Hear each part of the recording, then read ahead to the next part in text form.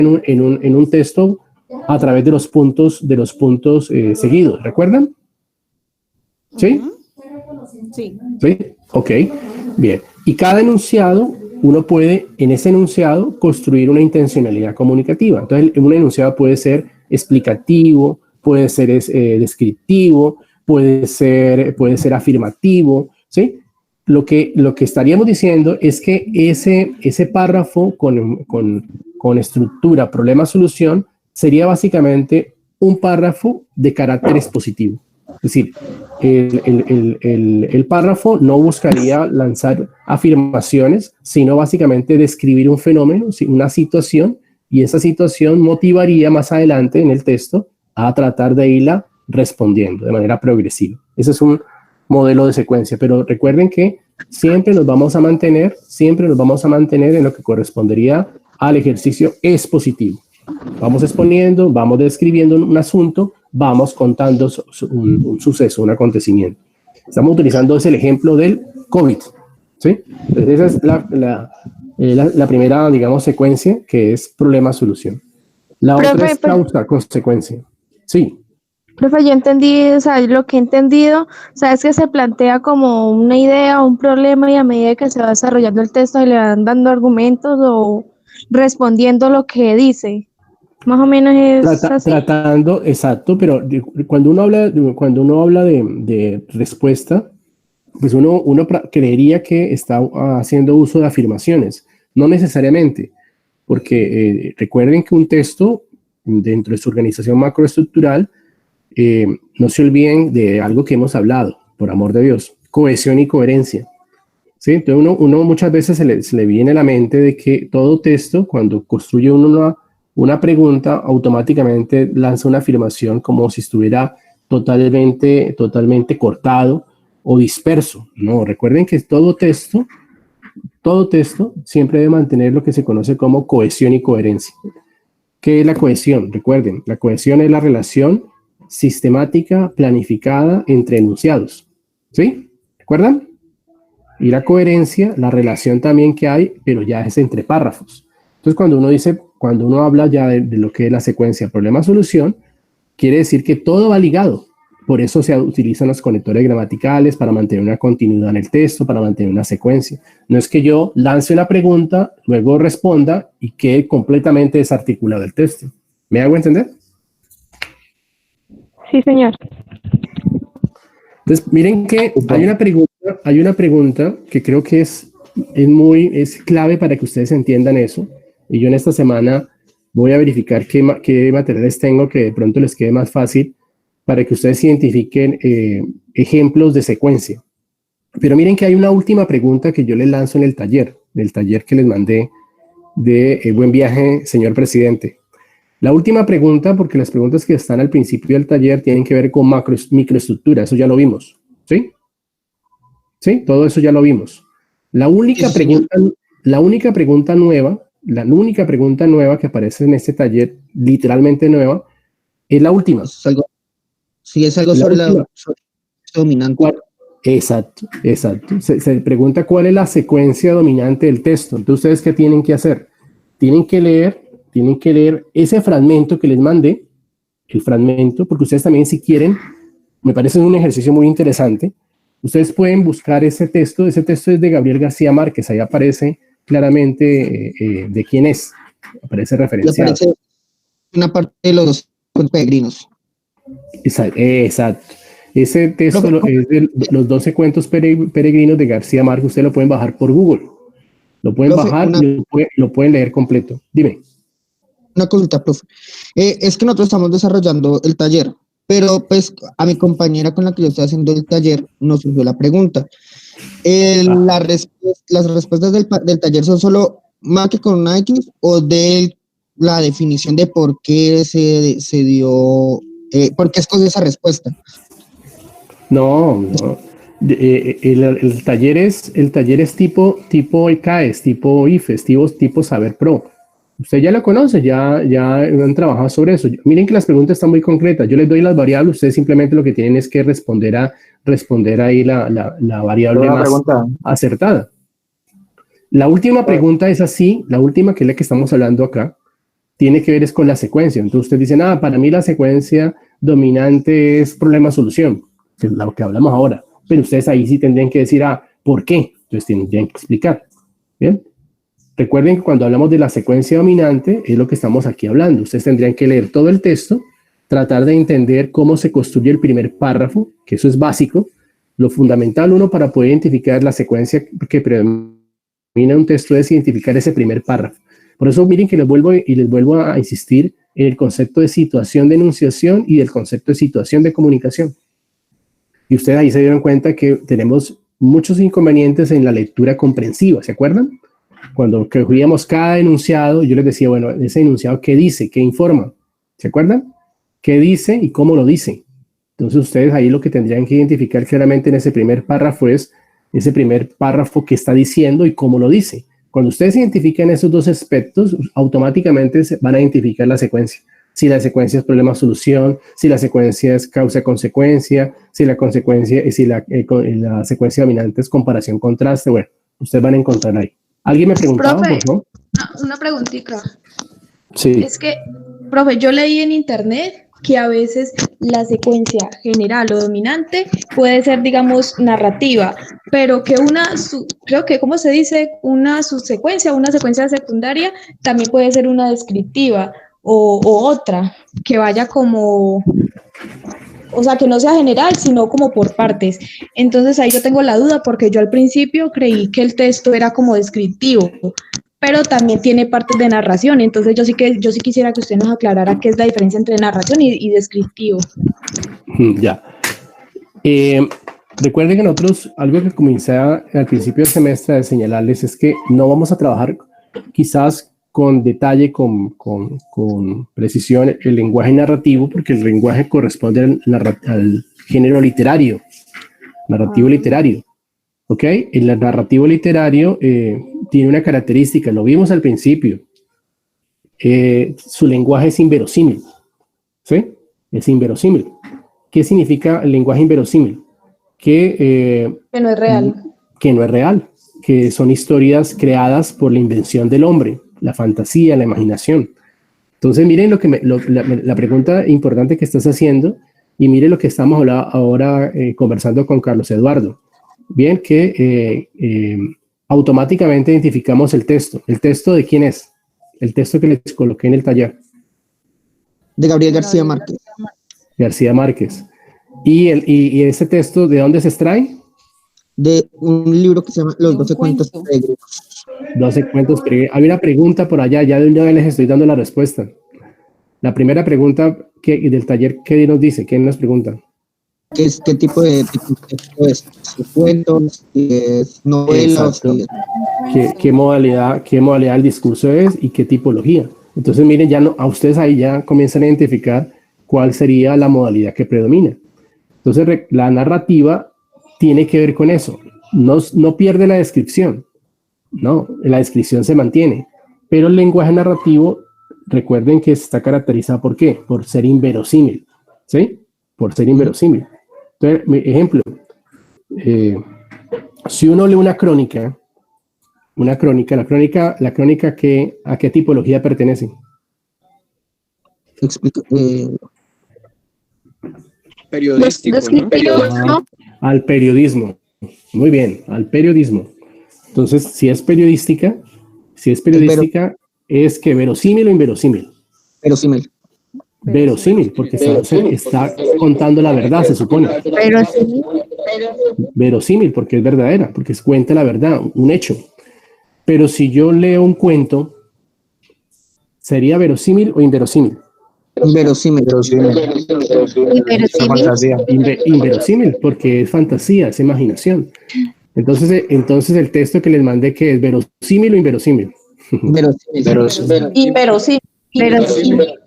Inverosímil, porque es narrativo literario, es un cuento. ¿Sí ven? No, o sea, que es Me quedó bien. Ok, es inverosímil, es narrativo literario. Pero el hecho de que sea narrativo literario, ¿descarta el lenguaje descriptivo? No. Hace uso. Hace uso del lenguaje descriptivo, hace uso del lenguaje expositivo, todo lo demás. Lo que pasa es que su esencia es la narración, y ya ustedes saben que lo narrativo tiene que ver con lo inverosímil, ¿sí?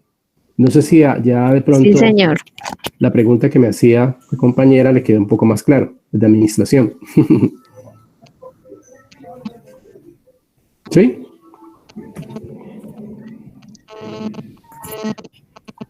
Bien. Hasta ahí, ¿qué preguntas tenemos? Porque hemos hablado básicamente del tema que nos está correspondiendo, que es macroestructura para texto expositivo. Entonces, mencionemos básicamente las macroestructuras que yo necesito que ustedes trabajen, y vuelvo y reitero, esta semana me comprometo a mandarles otros materiales a la plataforma para que los lean y quizás amplíen lo que hasta ahora tenemos. Entonces, ¿cuáles son digamos, las secuencias dominantes que ustedes tienen que tratar de identificar bien para que cuando lean un texto puedan de pronto decir cuál podría ser la secuencia que predomina?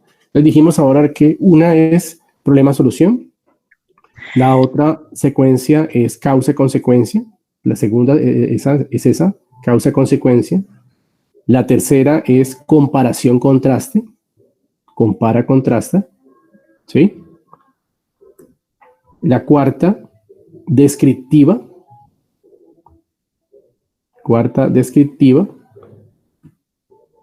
La quinta, temporalidad. ¿Cómo suena? Temporalidad.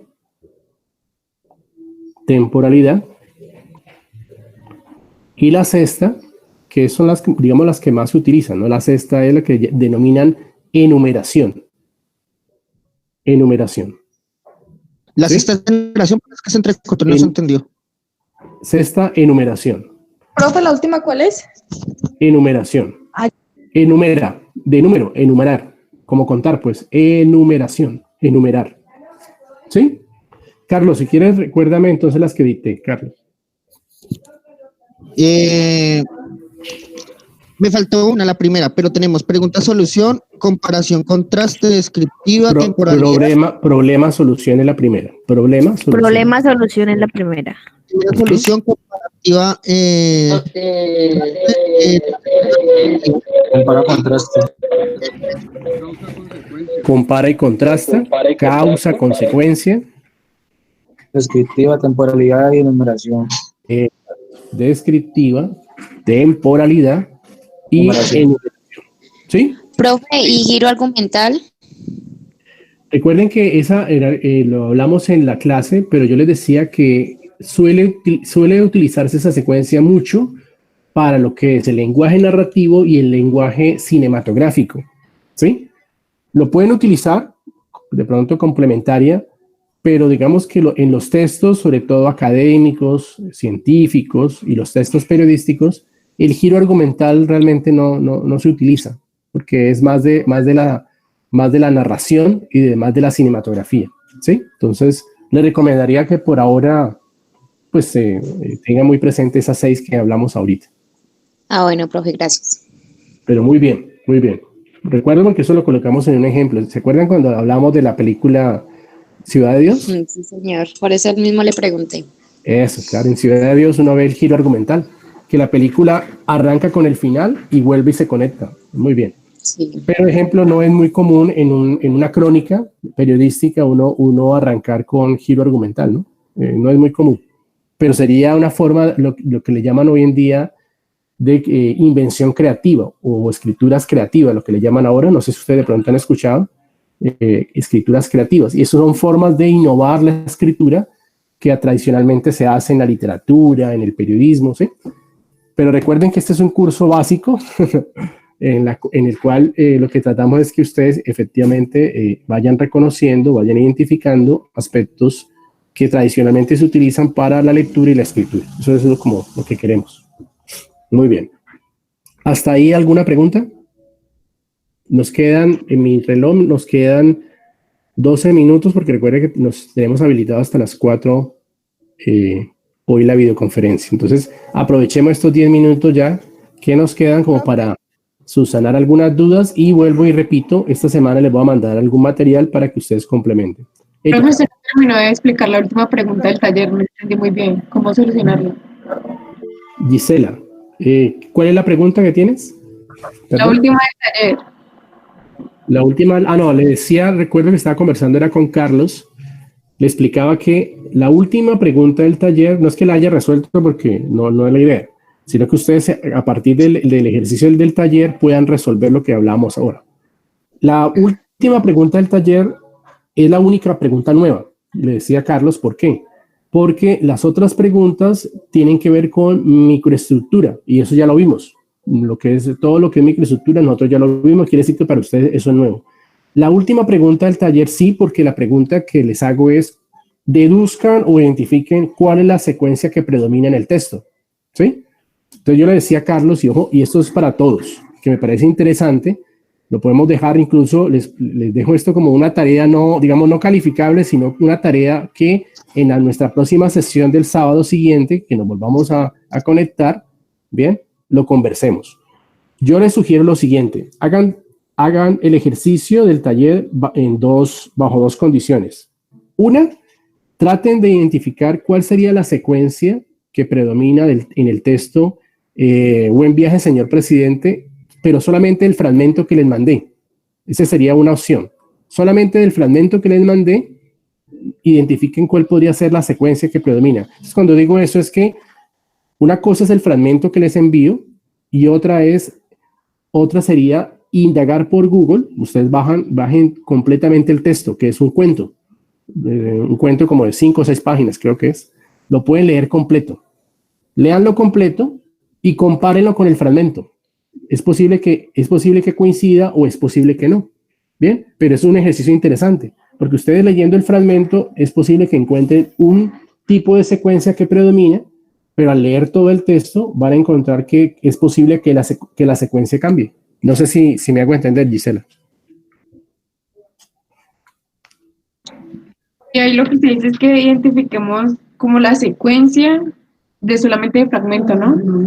Sí, dos opciones. Serían dos formas para que ustedes ejerciten. Una, solamente el fragmento, que es una hojita, la que les copié en el taller es una hoja, un fragmento muy corto del cuento. Ese sería que ustedes identificaran ahí cuál es la secuencia que predomina. Pero luego se van a leer el texto completo. Insisto, lo pueden bajar por Google, en fin, que es como de 5 o 6 páginas, y vas a hacer lo mismo. Vas a leerlo completamente y vas a tratar de identificar ya la secuencia completa del texto. Y ustedes van a encontrar que puede haber diferencia, ¿no? Profe, Sí, ¿quién me habla? Alejandra, profe, lo que pasa es que mi compañera Yesenia Varela hace rato está diciendo que por favor te necesita al finalizar la clase. No habla porque no tiene micrófono, entonces pues para que por favor le respondas. No, pero dile que entonces que no ha activado el micrófono porque todos ustedes tienen la oportunidad de activar el micrófono, tienen simplemente que activarlo. Si ya es un asunto de otra naturaleza, entonces que me regale una llamada. Ustedes tienen mi número o que me escriban, no sé. ¿Ok? Bueno, ya todo lo que Profe, Erika. una pregunta. Cuando hablamos de la secuencia temporalidad, es que me surge la duda entre si está hablando en los tiempos en que se desarrolla la historia o en fechas concretas. Y te voy a dar un ejemplo más preciso. Por favor. Y esas son las preguntas que quiero efectivamente que me hagan. Pero miren que son importantes porque estos espacios efectivamente nos permiten ese diálogo. Temporalidad. Supongamos que en los ejemplos que yo les colocaba en clase, voy a retomarlo. Yo les decía, vamos a tratar de relatar, de escribir cómo es un día de actividades, de labores de ustedes, un día normal. ¿Sí? Entonces, le voy a colocar el ejemplo tradicional y que sería el modelo de secuencia descriptiva. Y le voy a colocar el ejemplo de cuál podría ser, cómo yo podría escribir el texto bajo la modalidad de temporalidad. ¿Sí? ¿Me escucha bien? Ok. Yes. Perfecto. Entonces, el ejemplo, digamos, el tema es el mismo. Erika va a elaborar un texto contando cómo es un día de labores hoy con este COVID-19. ¿Cómo es un día en su casa con el COVID-19? ¿Ok? Entonces, ¿qué haría Erika? Yo le digo, hágame el texto, Erika, utilizando la secuencia descriptiva. Entonces, ojo con lo que voy a decir. Ya lo había mencionado en clase. La secuencia descriptiva está muy articulado a Con lo el que desarrollo hace, del, literal. al desarrollo de la historia cronológica. Haga de cuenta que cuando uno le dicen haga un texto descriptivo, Me levanto quiere decir que va a tal tratar de hora, mantener a el tal tiempo hora real. desayuno. El ¿Sí? tiempo real. Por eso se llama descriptiva, porque se va a tratar de contar Ok. detalladamente, pormenorizadamente, secuencialmente, cómo fue su día, casi como contándolo hora reloj. Ay, lo que tú decías, yo me levanté a las 6 de la mañana, hice esto, luego hice aquello, desayuné a las 7, y vas contando sucesivamente todos los detalles hasta que termina el día. Que me acosté a las 10, 11 de la noche. Y ahí terminaría tu relato, contando descriptivamente cada uno de las actividades que desarrollaste durante el día. ¿Sí? ¿Se entiende? Ok. Profe, Ese sería el modelo Pero descriptivo. esperen que el profesor no Profe. acabó, esperen. Y luego en temporalidad, Espere que me está preguntando por acá alguien. ¿Quién me habla? profe, o sea que uno describe, bueno, así como tú dices, lo describe detalladamente. Sí, pero si usted lo va a manejar con un ejercicio cronológico, con temporalidad, si es cronológico sería descriptivo. Miren lo que acaba de explicarle Erika. Ojo que ya nos faltan 4 minutos y se nos está agotando el tiempo, al menos por hoy. Entonces, descriptivo implicaría que yo voy contando cómo fue mi día, pero manteniendo el ejercicio de la hora reloj. ¿Sí? Voy contando como me ha ocurrido en el día. ¿Sí? Me levanté a las 6 de la mañana, desayuné a las 7 y vas contando sucesivamente cómo fue un día normal tuyo, ¿ok? Y termina el texto así, de manera progresiva. sí. Pero la pregunta que me hacía ahorita Erika, profe, entonces, ¿cómo yo lo hago de temporalidad? ¿Sí? ¿Vale? Ajá. Ok, entonces, ojo, presten atención. Temporalidad, miren lo que habla. Temporalidad se relaciona con tiempo, ¿sí? Y está muy ligado al anterior, que es descriptivo, porque también tiene que ver con tiempo. La gran diferencia es que el descriptivo es un tiempo natural, es un tiempo reloj, es un tiempo cronológico. En cambio, la temporalidad es un tiempo literario. Ojo con lo que estoy diciendo, tiempo literario. ¿Qué es eso de tiempo literario? Les doy un ejemplo. Exacto, yo detengo el tiempo según mi propósito y mi intención. Entonces, supongamos, Erika me dice, vea, profe, yo voy a contar mi historia, pero pues a mí no me parece tan importante contar a qué hora me levanté, a qué hora desayuné. Eso de pronto yo lo cuento muy rápidamente en mi historia, pero me detengo en un hecho que para mí sí es importante. De pronto cuando estaba yendo al trabajo se me presentó un accidente, qué sé yo, o alguna situación, y ella se concentra ahí en ese tiempo y comienza a desarrollar toda su historia, y es posible que desarrolle 3, 4 páginas solamente hablando de lo que le ocurrió en ese momento.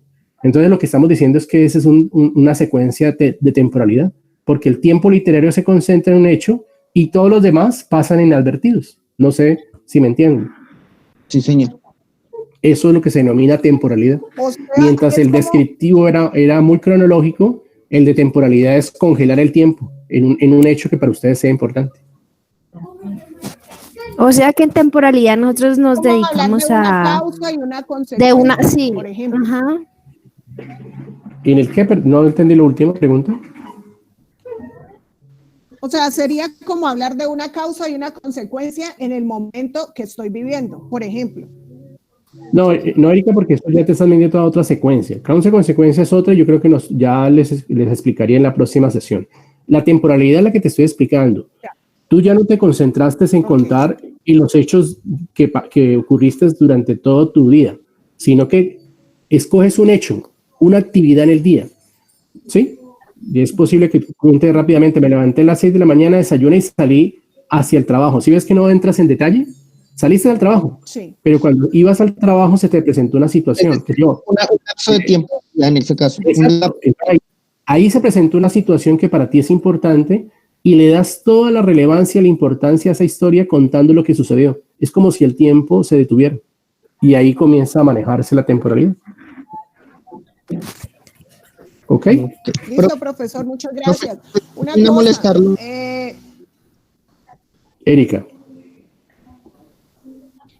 Primero, nos vamos a seguir viendo en horario de clase todos los sábados por esta plataforma. Hasta el Sí, momento. exactamente, porque nos quedan ya 5 minutos que nos aquí en la plataforma para lo siguiente, para todos. Bien, ojo acá. Vamos a utilizar entonces lo que es Google Classroom para lo que tiene que ver con lectura, talleres, lo que dije yo al principio. Y voy a tratar de que sigamos con este dispositivo que me parece muy bueno, que es de Met, Google, y sería videoconferencia. Entonces, voy a tratar, obviamente siempre el horario de clase va a ser el mismo. Recuerden que nuestro horario de clase es sábado de 2 a 4 y cuarto. Pero no puedo obviamente utilizar toda la disposición porque todos los que habilitamos este espacio de Google nos da lo que cuenta, ¿sí? Entonces, en este caso estaba habilitada una hora de 3 a 4 y lo aproveché, ¿ok? Es posible que para dentro de 8 días ya no sea de 3 a 4, sino de 2 a 3. Me hago entender, pero siempre vamos a estar dentro del margen de nuestro horario de clase. Dentro de la franja de clase. ¿Listo? Perfecto. Muchas gracias, profesor. Profe, Hasta luego. yo le robo unos segundos de su clase para dar información. Cuéntame, Carlos. Muchachos, qué pena. Por el WhatsApp del grupo que tenemos de administración de empresas, me están solicitando, si ustedes tienen conocimiento de alguna persona del grupo de administración del primer semestre que no tenga acceso a internet, a una computadora o a un celular para recibir las clases virtuales, por favor me lo hacen saber por interno a WhatsApp. Igual manera ya les voy a dar la pregunta, les voy a hacer esta misma pregunta por el WhatsApp. Si ustedes saben de alguien que no tenga acceso, por favor me lo hacen saber para yo remitir esto a la coordinación y a la coordinación del CERES, porque pues el CERES también. Muchas personas tienen WhatsApp, pero no tienen acceso de pronto a recibir una clase virtual, Alexa. ¿Sí me entendés? Una pregunta. Pero es que te están hablando al mismo tiempo. Breve.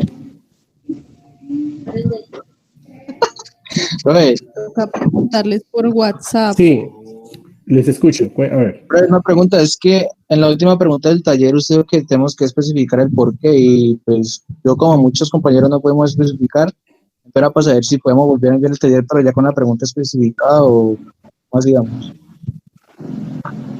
A ver, en eso tenemos que ser muy precisos y necesito que, lo dije ahora al principio de la clase, tienen que asumir mucha autonomía y rigor. Yo no tengo problema de habilitarles, como les he dicho, hasta la otra semana el recibo del taller, pero sí necesito compromisos. Entonces, ya hoy hemos hablado un poco y hemos adelantado con ejemplos, ¿sí? Cómo se desarrolla la secuencia. Como es lo único nuevo dentro del taller, efectivamente, entonces vamos a dar un plazo hasta el próximo sábado para que los que tengan dudas lo terminen y lo elaboren. Recuerden que tienen que colgarlo en la plataforma, no me lo van a mandar al correo, tienen que colgarlo en la plataforma, ¿bien? Ahora sí, y en la plataforma va a aparecer entonces ya asignado el trabajo, ¿ok? Profe, pero el taller dice usted que es como tipo de IFEX, ¿no? Que no hay que redactar las preguntas, solamente contestar si es A o B. Obvio, las respuestas. Bueno, jóvenes, entonces, quedamos así, ya el tiempo se nos pasó. Entonces, revisen plataforma, verifiquen lo que tenemos de lectura. Esta semana, insisto, voy a mandarles más material complementario y elaboren bien sus preguntas para que dentro de 8 días podamos aprovecharlas al máximo. ¿Listo? Les agradezco muchísimo. Gracias, profe. Porque logramos tener profe, hoy gracias. en total 43 personas activas. Entonces, pues bienvenidos y muy bien. Ojalá se animen las personas que de pronto por X o Y motivo, como le decía Carlos, pues no han podido conectarse, pues motivémoslos también para que no abandonen su ciclo académico. No se olviden las personas que tuvieron dificultades para la invitación de la videoconferencia, mándenme en el correo para notificar. ¿Ok? ¿Quién habla? Vale, profe, gracias. Chao. Andrés, ¿cómo? Juan David Galarza. ¿Qué pasa? Yo trabajo con Linier. En un computador trabajamos los dos. Para que sepa. Sí. Ok, Claro. muy bien. Listo, pero recuerden que cada uno tiene su propio registro y tienen que mandarlo a través del correo, ¿no? ¿Bien? Sí.